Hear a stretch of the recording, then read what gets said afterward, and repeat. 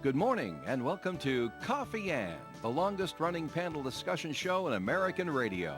To make a comment or ask a question to the panel, call 401-766-1240 or email coffee@woonsocket.radio.com. And now, let's join the Coffee Ann panel.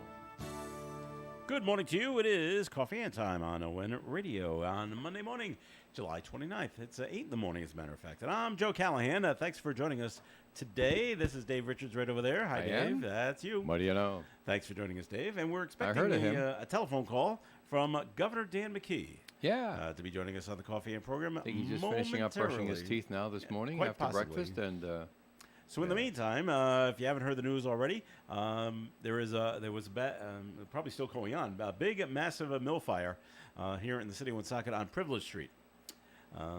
It was reported about 2:30 this morning that fire crews arrived over there, and there were some evacuations done, keeping people far and far away because of what may or may not be inside the building. They're expecting some chemicals were still inside. Well, you know, like most mills, oil-soaked floors, Right. And of course, if the chemicals had been in the processes, they could very easily have gotten into the wood, and, which was then burning and then being released. These fumes would be released, Joe. So we've seen this in mill fires before, and we're a little bit more attuned to it these days. Back in the 50s and 60s, there wasn't so much chemicals, and there wasn't so much of that. So anyway, I'll just give people a rundown while you check the technicals on this.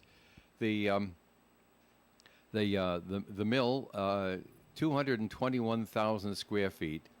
They called it the Harris Mill. It was right there at the end of Harris Pond, right there. Right, very, very close to the dam and the rest of that. So. Wow, and it was a big sprawling structure, too. All fenced in. It's been vacant for, it seems like 30 or 40 years. But there had been some rumors of people buying it, and they were going to do thus and so with it, and it doesn't look like the thus and so is going to be the same thus and so that they originally announced. And according to Channel 10's website, most of the building has been destroyed. Yeah. Okay, joining us on the phone as here he is. Here he is. Yes, Governor Dan McKee is joining us. Good morning to you, Governor. Good morning. Good morning. Hey, Dan. How you been? Dave Richards here and Joe Callahan there. And it's good to hear your voice again. How you been? You must have had a busy weekend. Blessing of the fleet, all the rest of that. Yeah, there was a lot of activity on the water. Bay Day. Aquapalooza. Yeah. I didn't go to that one. Did you go to that one? No. I had a heck of a thing to say, but I had a memorial service for a departed friend on Saturday down in Exeter. So I didn't get a chance to do any of the fun stuff this weekend. We did the Bay Day in Scarborough yesterday. It was a beautiful day, talking to a lot of the people down there, enjoying the ocean, and all the staff from DEM, which they were doing a great job, the lifeguards. And then we headed over to the Folk Festival. We had the Folk Festival in Newport. Right, yeah, Newport. Exactly, right. Well attended. Sue and I went there, and our daughter Kara was there as well. And so Blessing of the Fleet, do they make the same big deal down in Galilee they did before? You remember how you used to be able to go down and pay $5 and have your picture taken on Salty Brian's lap? Well, maybe you're too young for that. But I remember it. My sister and I did that. Is that right? Yeah, really. This year I was not able to make it because of a conflict in my schedule. But what they do is they do a parade of boats that go up Galilee. They do. And and then they have a blessing with the. Sometimes it's the bishop that does it. Sometimes he delegates. Yeah. And the Rotary gets involved down there, and they do a good job. People come and it's like a parade, like the Autumn Fest parade or the parade, the 4th of July in Cumberland. They really make a big deal out of dressing up all the ship boats, and of course, right down that area, which is that's like one of the most the busiest, productive fishing harbors in the Northeast. Exactly. We just put about $40 million into the infrastructure down there to shore up all the docks and the businesses are responding. And that's important. And they're expanding their business. So a lot of people use the ferry service there too. So I mean, you've got to keep that place shipshape. The ferry goes by. Yeah. People love it, and of course everybody on the ferry's waving. Like, it happens to us all the time. Fabulous Denise and I will go down there with our chairs. We'll set up on the breakwater rocks right next to Jerusalem, and we'll watch the various ferry boats and fishing boats and pleasure boats going back and forth. And you come back a new man. You know, we love Woonsocket and the Blackstone Valley, and this is our home. But boy, it sure is fun to visit the other end of the state sometimes. Well, it's not that big of a state, and there's a lot to do in all around the state of Rhode Island. So that's kind of where I'm into all 39 cities and towns. And this weekend, like you were right, it was on the water. Governor, down in Narragansett, have they knocked down that motel that was across the street from the Block Island Ferry? Yes, we did. Yes. I find there was a lot of who should do it, who should do it. I finally said, knock the thing down, and we'll worry about who pays for it later, because it was such an eyesore. Yeah. So they knocked it down. Well, not only that, but you know what abandoned buildings will do. We just see that in Woonsocket overnight tonight. Yeah, they could catch fire. I would talk that story. Yeah, yes, that's right. And of course, it was the home for seagulls, which it was for a long time. It was not a good place. And various other vermin. Yeah, we knocked it down. We have it all. We've made sure that we planted grass. It's all grass right now. You know, pending a long-term strategy there. But my understanding is that the DEM is going to be part of the Calamari Festival. Will be right on that site. Oh, that's nice. Oh, perfect. All right. Yeah. Nice place to have it down there. All right, Governor, it's great that you've joined us, and we just want to hear your overall thoughts on what's going on nationally. What with Joe Biden stepping out of the race? Yeah, you went down to see Mr. Biden, didn't you? Before he made his decision. I've been the Democratic Governors Association with Tim Welch, who's the governor of Minnesota. I'm getting to know a number of the governors right now. Spending time with them, and Tim asked us all what we wanted to do, and I, with this recommendation, let's have a face-to-face with the president. So we went down. We had about 10 governors in the room at the White House with the president and the vice president.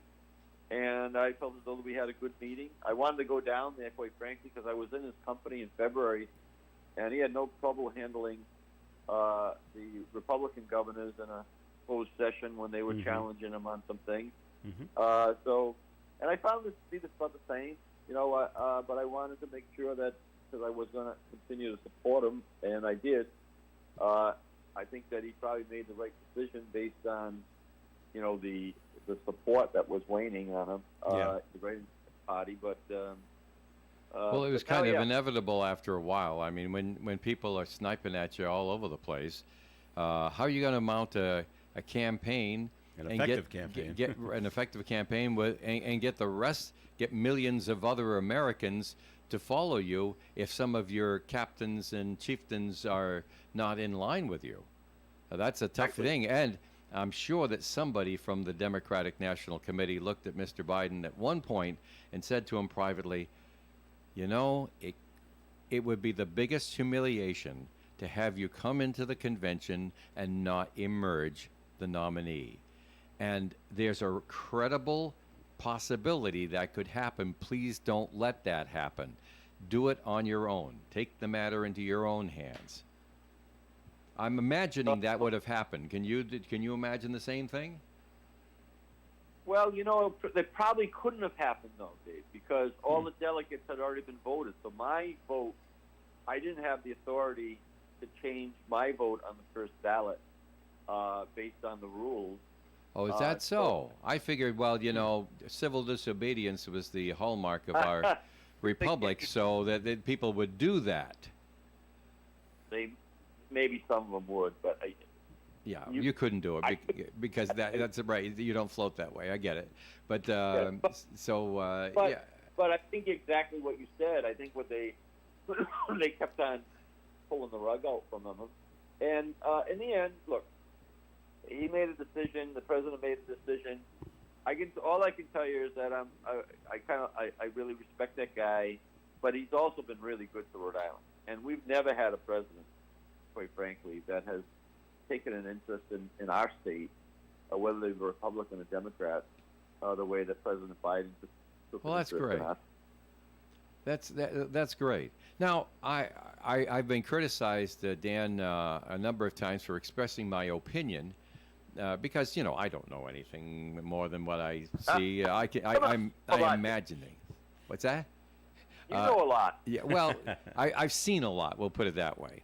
But I don't really know things because I'm not in that orbit. But I imagined that Mr. Biden showed us some real leadership in the way that he resigned from the campaign. The way that he stopped campaigning, he set things up so that he could choose who replaced him and dared anybody to do something about it. Even the party operatives who suppose they're so powerful across the nation, but mostly, I guess, centered in Washington, they may not have chosen Vice President Kamala Harris as the replacement for him on the ticket, but that's what he wanted, and he managed to make that happen. Now, $200 million. How can the Democratic National Committee possibly look away from her ability to raise money, charm people, and be electable? Especially when you look at the opposition. Yep. I agree. I think the president, saw the writing on the wall. He knows that, when I spoke at that meeting, I did let him know that, look, one of the things he's done that President 40, 41, 42, 43, 44, 45 couldn't do was to get an infrastructure bill passed that's rebuilding this country. And he's going to go down in history for that that in particular, just like Eisenhower did when Eisenhower was in office, and Right. he rebuilt all the highway infrastructure in the country. Yeah, it's right? the Eisenhower interstate highway system. Yeah, and Biden, and that's what I did tell him. Look at that. Focus on that. Those things people care about. Focus on the fact that he is raising income through that work alone around the country, and Rhode Island's getting the benefit of it. But you were back to what you're saying. Once he made the decision, yeah, I think that he did move and he did calculate how to do it. And just think about the humility that this guy had to have. I mean, he can't be really internally very happy, but the humility to all his campaign headquarters. He had like 250 or something like that around the country, and Delaware was his state. Every sign on that Sunday morning in that office had Biden on top, and then within 24 hours, every sign he transferred all of that into campaign infrastructure to the vice president. Her sign was all over every single one of those headquarters within 24 hours. His sign was nowhere to be found, and yet he still had the humility to call in when Harris was giving her first presentation to her staff and rally his staff for her. Right. That politics. I don't know whether I've ever seen that happen before. Wow. Well, he showed some leadership in making the decision on his terms, as opposed to just saying, okay, fine, then everybody else makes decisions after that. He certainly made the decisions on how he wanted to exit. He did, and now he's going to be, finalizing. Yeah, unfortunately, now he's going to be a lame duck for the rest of the year. Yeah. But, well, that happens. Well, there's work to be done, and he's also very experienced on international affairs and very respected there as well. So I'm disappointed from my Rhode Island perspective because he's sent more cabinet members to this state since I've been governor, probably in the last 20 years. Right. And the funding that we're able to get into the state, we're making progress on the Washington Bridge, but he's aware of the Washington Bridge. When will the president be aware of a Washington bridge. I mean, when I was with him in February with the governors, I ended up walking out of the room that they had the meeting with all the governors and some cabinet members, and it was just me and the president, Dave, walking out of the room. I felt like I was like Prime Minister of England or something like that. Walking out into the area where the media was and everything else, just me and him. That circumstance, I won't go into the story, but and then he leaned into me and said, "What can I do? What can I do for you, Governor?" And I said, "Well, you're doing it, Mr. President. Just keep doing it." And he said, "No, what can I do for you?" I said, "Well, I got to build a bridge, and I need help on building that bridge." And he called one of his top people over in his office and said, "Do you know what the governor's talking about?" "Yes." "Well, keep me informed." And we have kept his office informed every step of the way.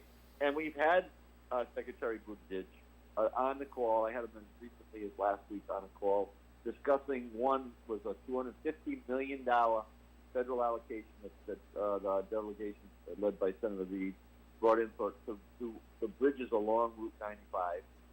And we discussed the mega grant that we have in place that should be in the next 60 days determine whether we receive a couple $100 million additionally to go straight towards the bridge. Because our goal there is to rebuild that bridge and have no impact on the taxpayer at all. And I think that we are heading in that direction. Well, Dan, we're coming up to a break over here. When we come back, I got two questions I wanted to ask you. Yes. And they have to do with, we have a news service that delights in publishing bad poll numbers for you. And and we, I keep saying this stuff, they put it in front of my nose. And also, well, there's another question too. We'll take the break, we'll come back, and I just wanted to pick your brain on a couple of ideas, get your perspective on some stories.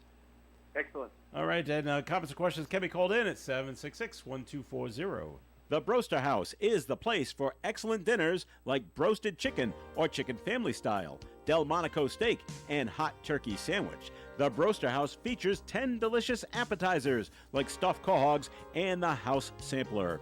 Enjoy seafood at the Broaster House like butterfly shrimp or broasted fish and chips. And don't forget the combinations from 4 to 32 pieces.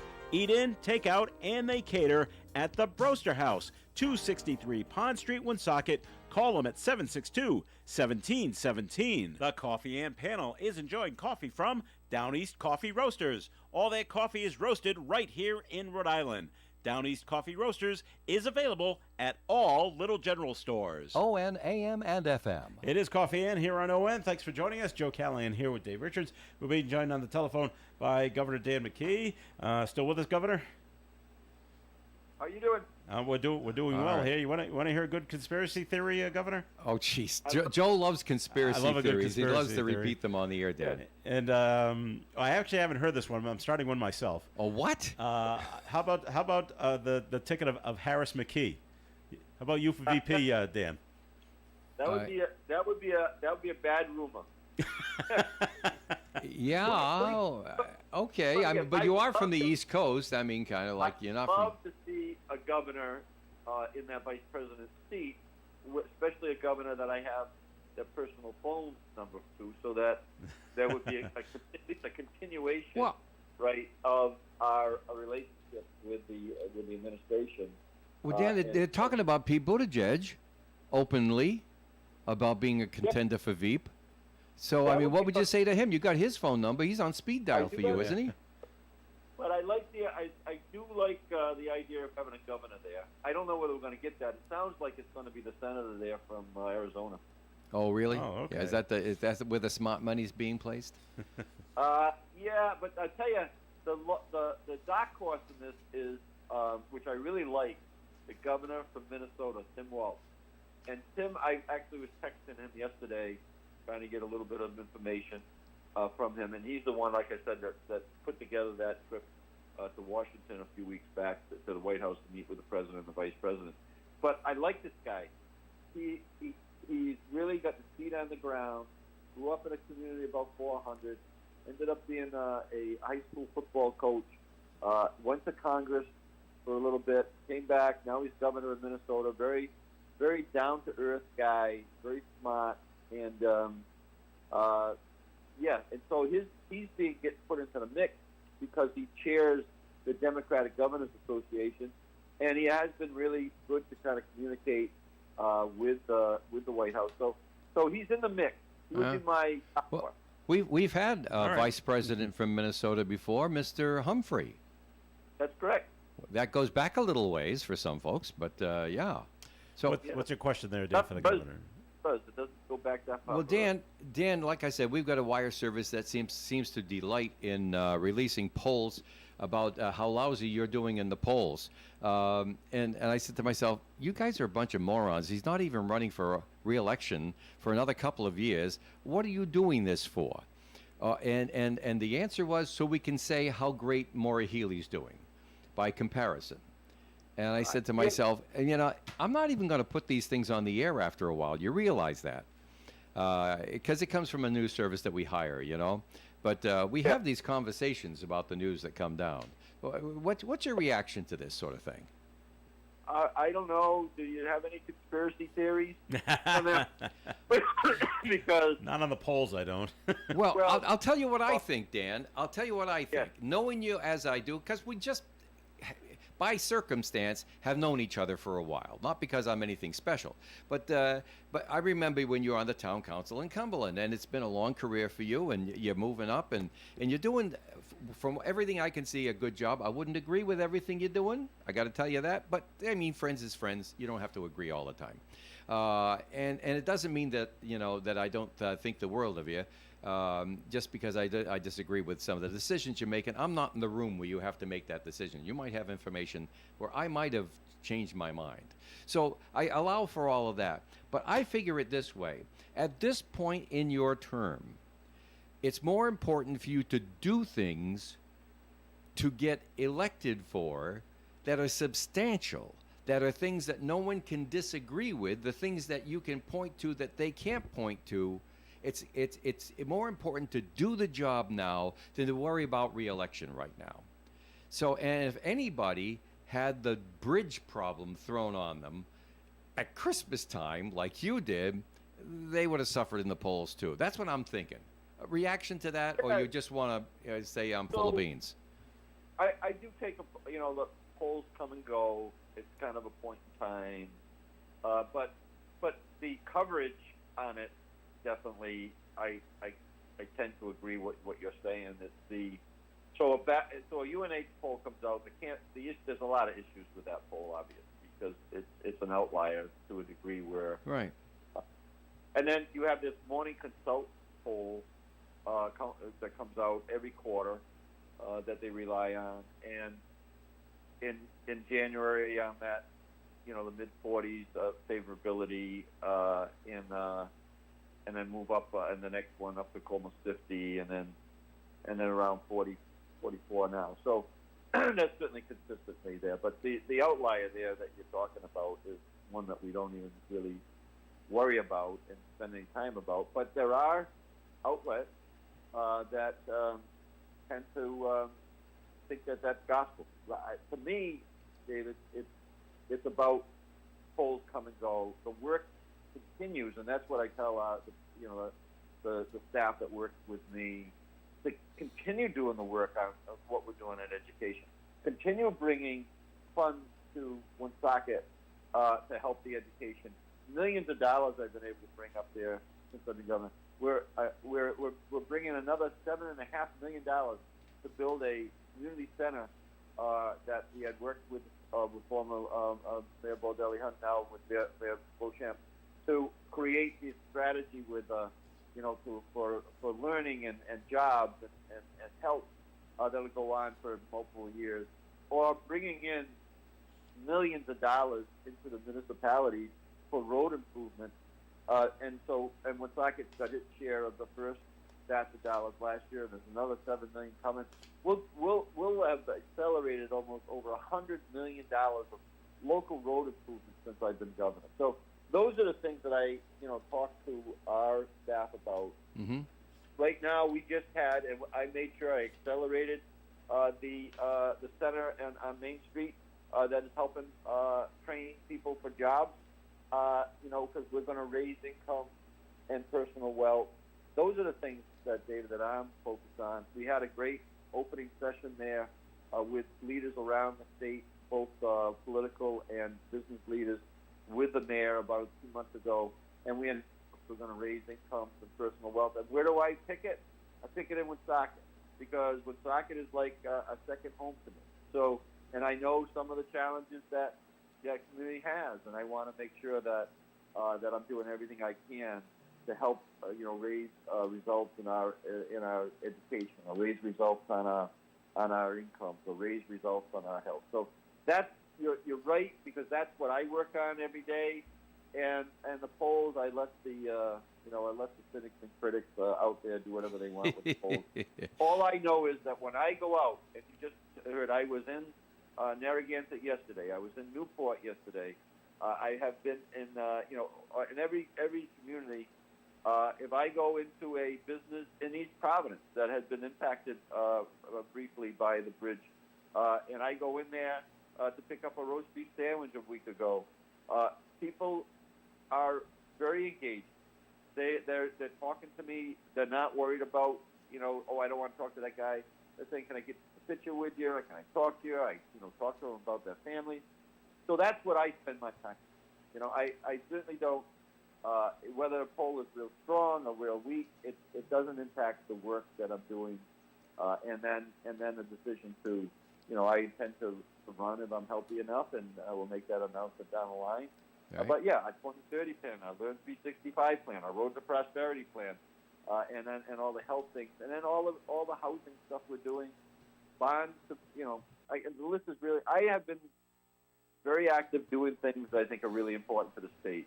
Open a cybersecurity school at Rhode Island College. Got a $75 million bond on the ballot this year. So I could go on and on and on. I wish you wouldn't, Dan. We have two more questions here, and we're running out of time. All right, listen, I had another question for you, but someone called in a question to the switchboard. On Coffee and we don't put the calls directly on the air, so Joe's going to read the note.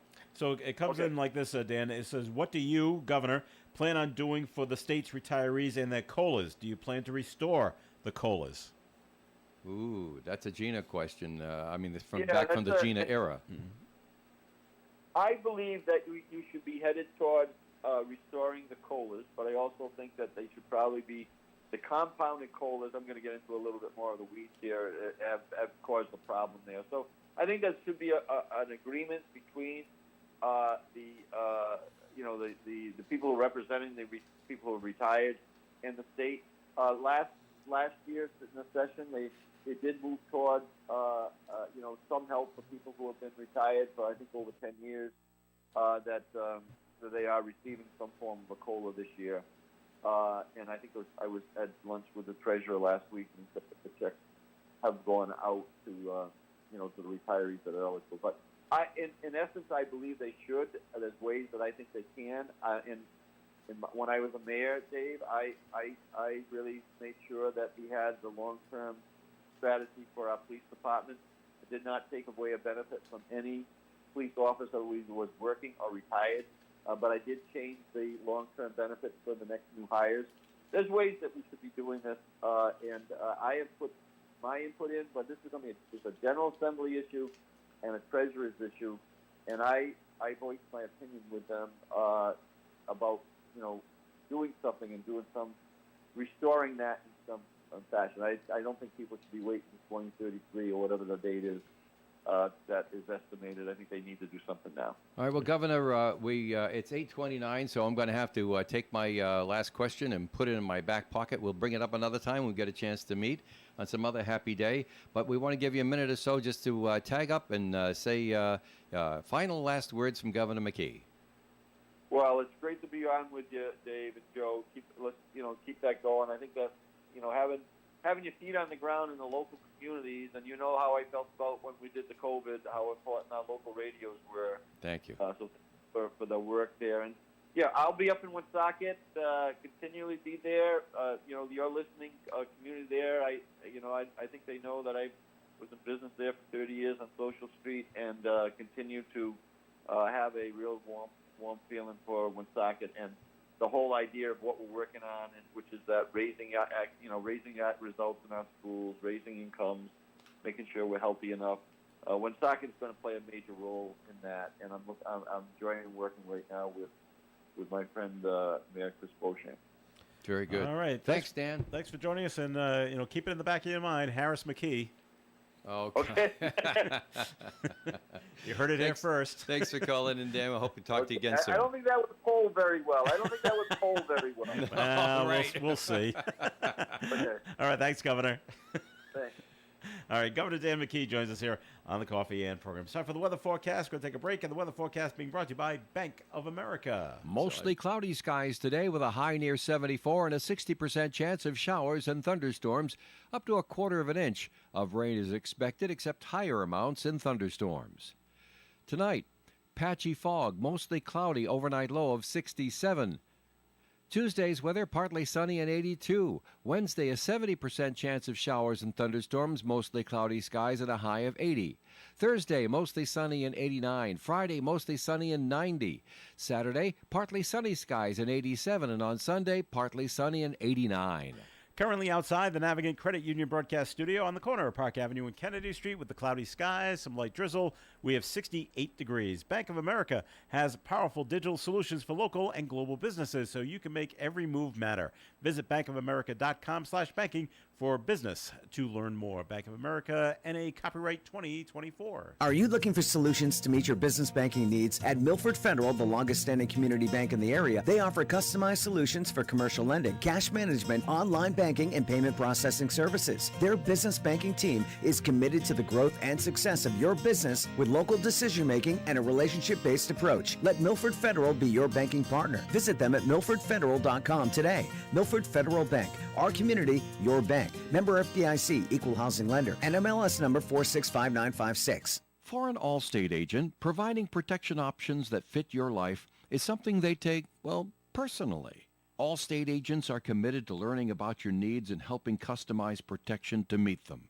From bundling your home and auto insurance with ease to evaluating optional coverage, your Allstate agent can help build an insurance proposal that fits your life. And just as important as learning what you need is learning what you don't. Because helping you get coverage you want with savings you deserve is what Allstate is all about.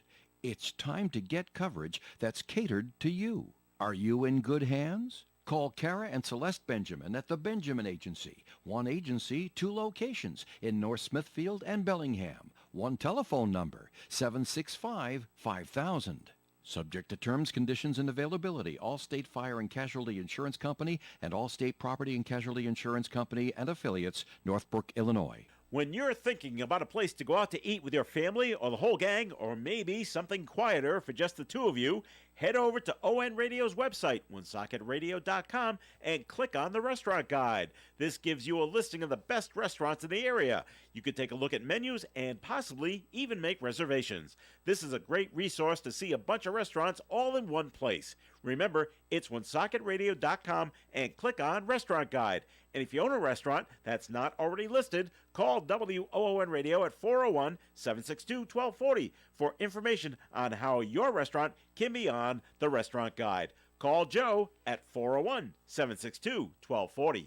And it's Coffee Ann on ON Radio. Thanks for joining us, and our thanks to Governor Dan McKee, who joined us during the first half hour. It's great talking to him. Yes, I'm Joe Callahan. It's just one of the guys I like, you know. That's Dave Richards right over there. Hi. And we're being joined at the Coffee Ann table by Sharice Wilson. She is the owner of Workforce Ready Solutions in Lincoln. They help individuals and businesses to overcome their employment challenges. So we're going to talk about that for the next 20 minutes or so. But first, Sharice, before you started this business 5 years ago, right? 2019? Okay. What did you do before that? I worked for Southern New Hampshire University, and basically for the last 2 decades, I've been helping people to land jobs. And so I decided to step away from higher ed and do this full-time for myself and kind of work on the projects that I felt were most important. Is that what you were doing at Southern New Hampshire, helping graduates find jobs? Absolutely. Okay. You got it. Yep. Yeah. Okay. Difficult work? Fun work. Fun work, okay. Because every day you get a chance to be a cheerleader for someone. They have a dream. They want to land their dream career and job, and being able to be someone who facilitates that and helps that, makes that connection. You know, some people call me a professional matchmaker, so I kind of like that little tag because Has the- kind of making those matches for folks, and it's kind Has of the term exciting. has the term headhunter gone out of favor, or do people still use that? I think people still use it, Okay. but for me, I sort of think of myself more as just a connection person. So Okay. yeah. The toughest part of your job must be finding the right person at the employment place that the person is looking to work at. How do you find the right person to speak to? Yeah, I think that it's, I do a lot of networking. Actually, I might want to go ahead and do a shout out.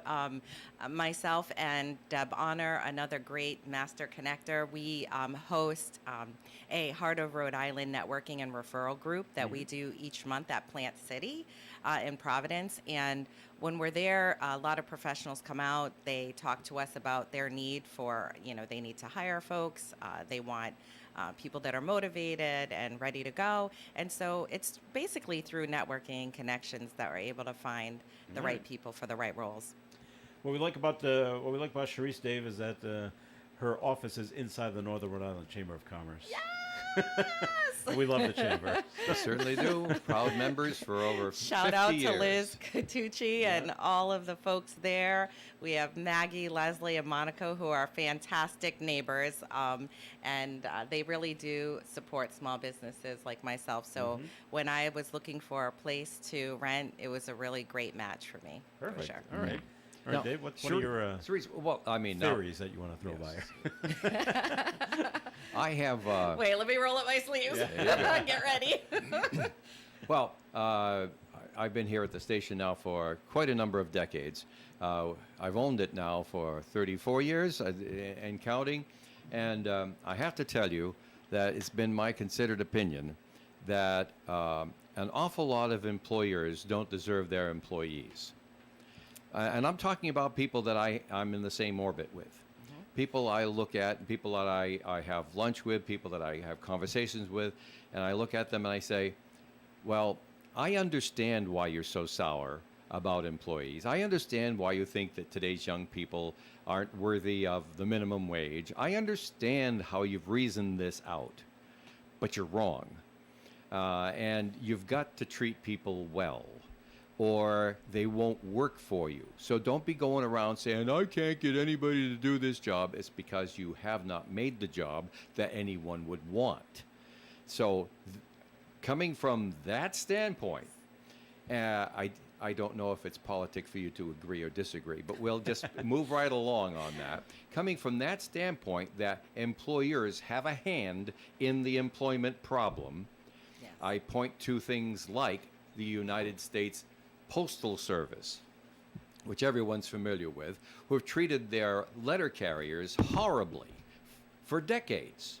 Time studies, constantly being shadowed. Oh no, your stride is 6 inches too short for the amount of time we're giving you to do this route. Things like that. Who wants to work for somebody like that?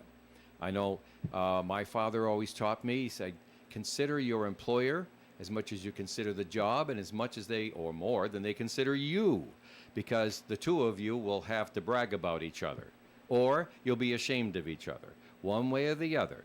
So it goes both ways. You advocate for the employees, and that's the chosen task. You must know that some of what I've said is right at least some of the time. And you have to somehow steer these people to the jobs where you think they will prosper. And so some might say that you're contributing to the fact that some people can't hire the people that they want. But they're just not attracting the people that they want. And they don't manage them well after they get there. And that comes to my question for you, Cerise. How do you know how the better employers treat their people? How do you know how they are welcomed, how they're managed, how they're nurtured and trained in their jobs? How can you know that from the outside? Wow, that's a fantastic question. And actually, the way you set that up is just something that is like a hot topic right now. So I'm really excited that you brought this up, because I want to say that one of my jobs is to be the educator on both sides. So I'm not only an advocate for the employee, but I'm also an advocate for the employer. And some of that starts with education. Maybe that employer has a certain individual in mind, a certain way of training or not. Maybe their onboarding structure isn't really quite there. They're overwhelmed themselves. They just want to get someone in. And maybe it's a little archaic or outdated the way their structure is. And so it's my job actually to come in, learn a little bit about the culture of the organization, and educate, help them to see some areas that they can make some improvements and maybe draw in or bring in the right type of candidate. Maybe the salary isn't correct. Maybe the onboarding is, a little bit vague and it's not helping people to retain there. So I can do that piece with the employer, but on the other hand, the employees, helping them to be able to speak up for the things that they need, ask the right questions to see if it's a correct culture fit.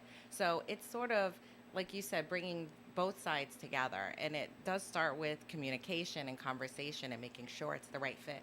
And quite frankly, you might have a great candidate and you might have a great employer, and they're both great, but they're not great together.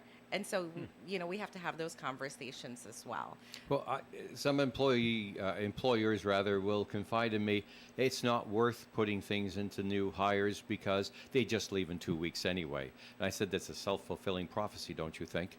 Yeah. They said, but people have treated me terribly, and I'm just not going to open myself up for that kind of treatment again. And I said, you gotta. Or don't be an employee. Or, hire computers. Don't hire people. Right. Because a computer will only occasionally let you down. Human beings will always let you down a little because mistakes are made. But they will also have the ability to excel beyond your expectations. They may have a hidden talent that even they aren't marketing that is vital to your organization that you can bring out in them if you coach them at it. Yeah. Thinking of this just makes me consider the person that I just hired for my team. Shout out to Tori. It is certainly important the way you bring somebody into your company, the way you acclimate them into your culture. If you just have the mindset that they're just going to leave within a few months, just like you said, they will. Yeah. But at the same time, we can't have an archaic thinking about it. Individuals do not stay at organizations as long as they used to. And we have to be okay with that. Maybe they stay with us for a year. Maybe it's 2 or 3 or 4. But let it be a great experience so that the next person is able to come on and feel comfortable, and it's nice and it's streamlined.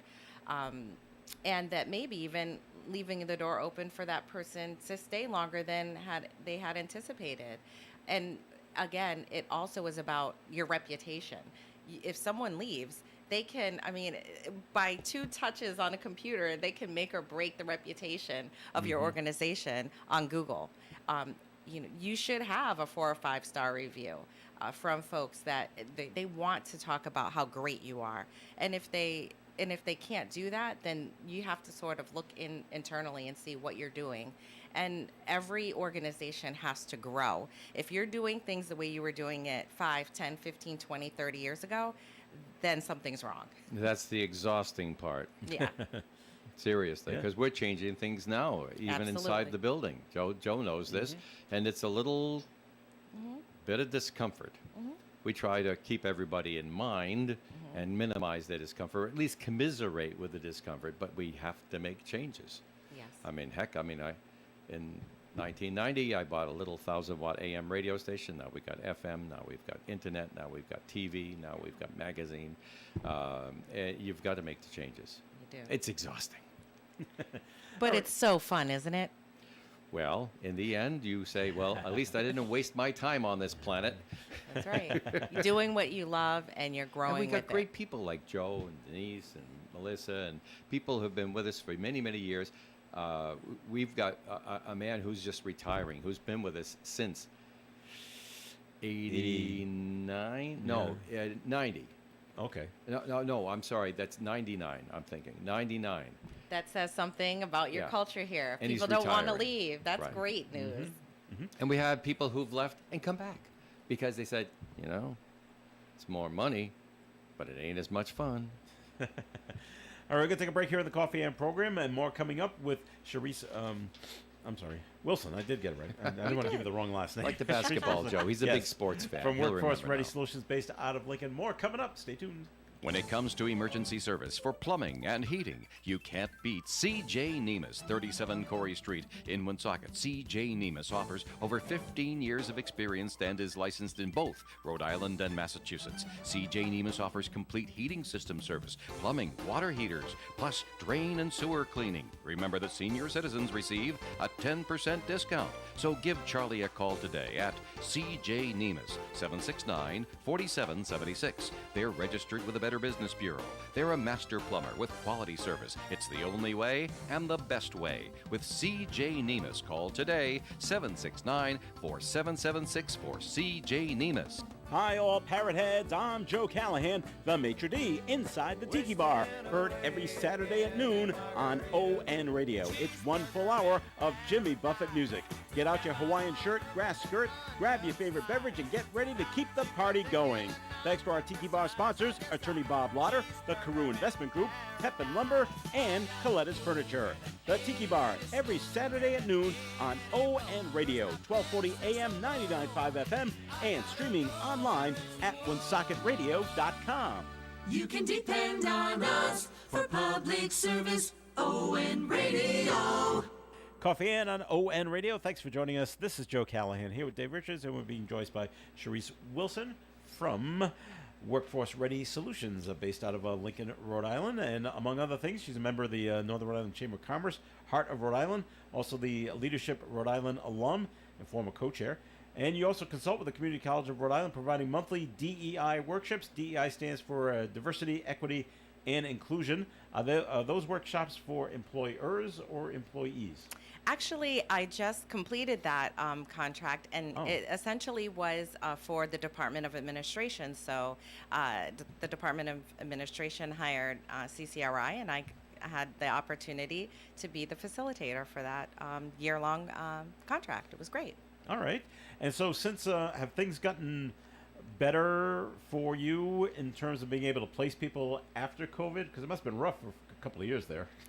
Yeah, it's Hey, seemed right. like I left higher ed, and then I really was immersed in this business. Oh, and but honestly, you're going to be so fine now. I'll tell you from experience, right? I bought the place in July of 1990. yeah.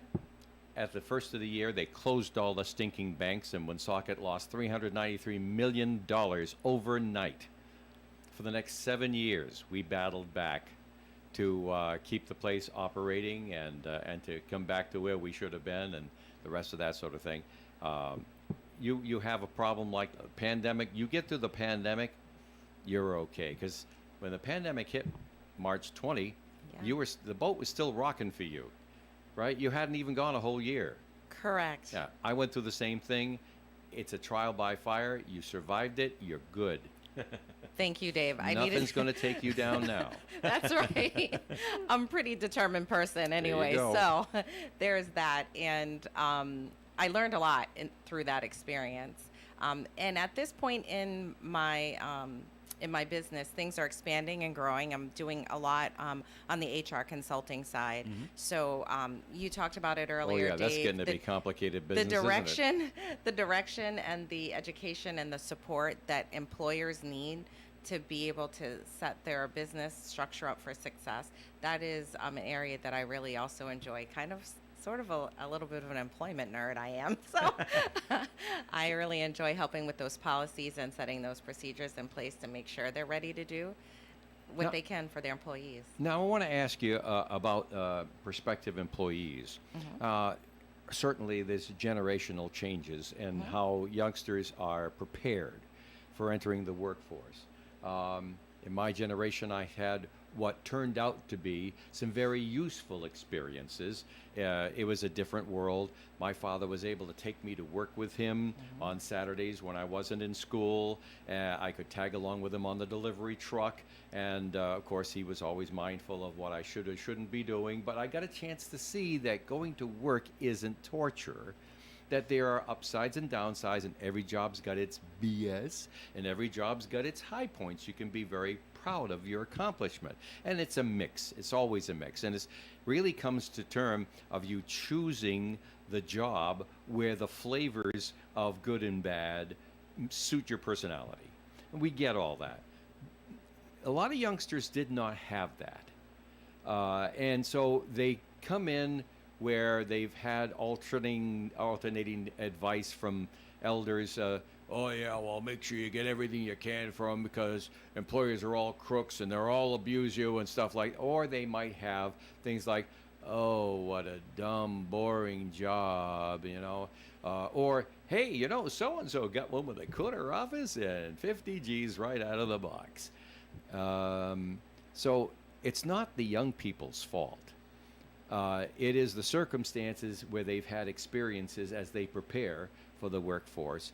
But what can we do to get that realization before they get into the job, so they will recognize, oh, that's an upside, that's a downside, and we'll just keep track of all this stuff and see if it's a match eventually, but no job's going to be perfect. How do you teach a young person that? Well, actually, there's some great programs that are already out there that are starting to do this type of work. Skills for Rhode Island's Future has a program called Prepare RI, and this, for myself, I believe it's been running for at least 5 years. I've been participating in it for at least 3, and that is sort of where juniors and seniors have an opportunity to actually do exactly what you're saying, job shadow, come in and do an internship Right. over the summer that is paid. There's- It's a grant-funded program. There's nothing better than job It's shadowing. amazing. And I also have an intern this year. This is my 3rd year bringing someone on. Her name is Jada Lee, so shout out to her. They're at the office right now getting ready to start the day. But there are young You people can that wave too. want. They might be watching on their computer. Shout out everybody. Or on their phones, yeah. It's really important for employers to take time to mentor the next generation coming in and let them experience and see what it's like, and give them those skills, those really important skills that they need to be able to succeed. So I believe there's about 300 interns that are interning over the last several weeks. I think it's a 6-week program they have, and it's been growing each and every year. So we need more programs like that, more folks to say, I'm willing to take on an intern. So if you haven't taken on an intern, you guys should, because this would be really cool. I mean, this is fantastic right here. Well, we'll have to talk about that afterwards. I got put off by interns early in my employer career because the labor laws in the state, really, you can't give an intern a valuable experience, in my view, in my industry, because you're not allowed to let them do anything. They can only watch, which has a value, but maybe not as much as you'd think. So if I find someone who's looking for an internship and I think they got some skill sets that are worth a shot, I just hire them. I love that. Because even in high school, I just Perfect. hire them, and then we'll find out. But you'll have an experience where I can say, you can't even have an intern like in my day. Forgive the grandpa story. Empty the baskets or tape the worn record or CD jackets or something like that. You can't even have anybody do that under the Rhode Island labor law. Anything that you would ever pay somebody to do, you can't have an intern do. And so you've got to have some sort of financial arrangement there. Yeah. All right. So since you've grown your business now for the last 5 years, so are you at the point where employers are calling you saying, hey, we've got this kind of opening. Do you have anybody with this particular skill set? Absolutely. And that's the exciting thing. Once, you get through that first year or two where you're sort of hustling and, just getting your name out and doing those things that you can to network. And then you start doing the work, and then your reputation, follows you. And that's when all the magic happens. The phone rings and you decide whether it's a good fit, and it's just all very exciting. Sure. Yeah, I love that. Anyone can pick up the phone and call Workforce Ready Solutions. We're here especially to help with HR consulting, or if you're stuck and you need a resume or some coaching, I'm here for you. What's your number, Charisse? 401-526-9090. That's easy enough to remember. So are you constantly or daily in contact with the Rhode Island Department of Labor and Training? Are you always calling them and seeing what's new there? Yes, actually, the Department of Labor and Training, I actually am an affiliate of theirs. I am called a community engagement and partner. And through that program, I'm trying to help to make things more equitable, easier to follow for individuals. So DLT is really trying to support folks that are underemployed, unemployed, or just need their services, and it's about making those connections. So I really like doing the work there, and also they're a great resource. So yeah, I'm always calling them for help or questions. And You so say, forth. "Hey, it's Charisse," and you Yeah, don't basically. Even have to say, you don't have to introduce yourself anymore. Do you do any work with the local colleges or the local high schools to help those students get into the workforce? Well, mainly just that Prepare RI program. Okay. But yes, I still am connected where I can with the workforce segment of CCRI.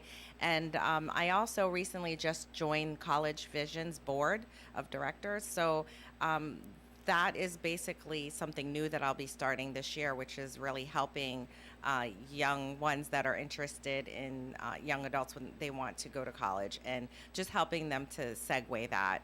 It can be confusing time. There's a lot of paperwork. There's Yeah. a lot of questions, and so being able to support an organization that helps young ones make that leap is going to be exciting too. All right, here's a question now, without naming names, okay? Okay. If someone comes to you, Our insurance carrier prohibits it. and says, "Oh, I'd really like to work for XYZ company," but you've had issues with XYZ, and they really you think it's not a good fit for this person for whatever reason. Do you make sure you tell them that things are not good there, or that kind of thing? Yeah, I don't have any problem. I don't think her insurance carrier wants her to do it either. You know what? If it's not a right culture fit, it's just not a right fit. I Okay. would sort of say it in that way, because there's a job for everyone, and Okay. it may not be a fit for one, but it may be a fit for someone else. So you have to be frank, Yeah. and you have to just lay everything on the line. This is what it is, and if this is something that you want to get involved with, great. But if it's not something that's going to be a fit, ultimately, I want people to have the information. It's not just about filling seats. It's about Yeah. making sure that I see people succeed, So do you help people out with resume writing? You must see some that come across and you, in your mind, you're like, Oh, heck, yeah, AI oh, can do yikes. that, right? Yes. Oh no, you don't want AI to do it.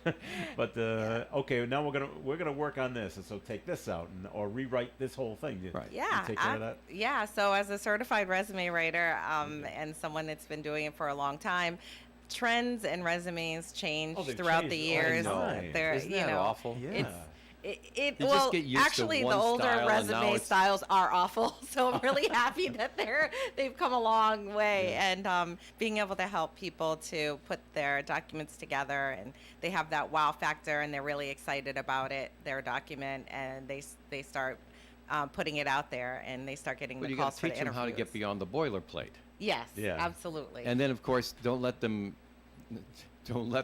wander into CVs when they're supposed to be giving them a resume.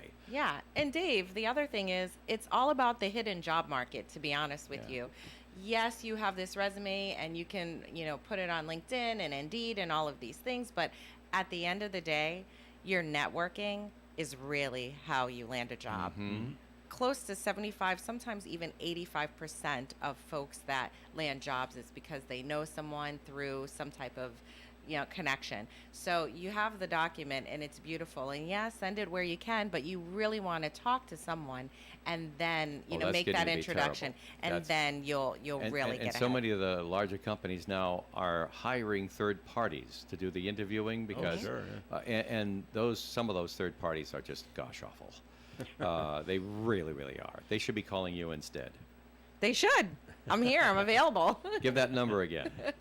My number is 401-526-9090. There you go. All right, well- Video interviews. Yeah. Oh, yeah, come so on now. That's Yeah. the wave of the future. It is. All right. Don't wear a sweatshirt and There you go. make sure your background looks great for your video interview Yeah, and yeah. dress like you're wanting to Oh. impress. Yeah, you're so right on that. And my daughter's just starting to go, or she's going to start college this coming fall. And we've even seen places at different colleges where they offer clothes Yes. to the students. Clothes rental, yeah.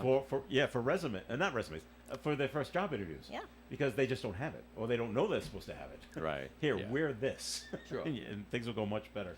So, all right. So we've been talking with Sharice Wilson, Workforce Ready Solutions. Thanks for coming in today. This was my pleasure. It great. was so much fun. I could be here all day. You guys are Well, I know, but- fantastic. So Well, thank you. if We have you to have live up not to the come thing. on the air and we feel met the same way. with Joe and Dave, they are super supportive. You got to come down. I've got their business cards here. They're a lot of fun to make you feel really comfortable. So thank you both for all of this. Appreciate it. Say hi to everyone at the Chamber of Commerce. For I will. us. Bye, take care. All right. And we thank Governor Dave McKeith, who was with us earlier. And Dave, thanks for being here. Hell, what this hour just flew by, Joe. I don't know how you do it. Practice, practice, practice. All right, I'm Joe Callahan. Have a great day, everyone. Stay tuned for Leslie Page at the Libraries coming up next, followed by Food First with Karen Zangari. Tiki Bar tonight at 6 on ON Radio. Broadcasting live and local daily from the Navigant Credit Union broadcast studio at the corner of Park Avenue and Kennedy Street. This is WOON Woonsocket Radio. And now, the news. A little piece of Newport, Rhode Island will be sailing through the Olympics in France. Newport resident Allison Chenard has designed the official Olympic pin for the U.S. sailing team.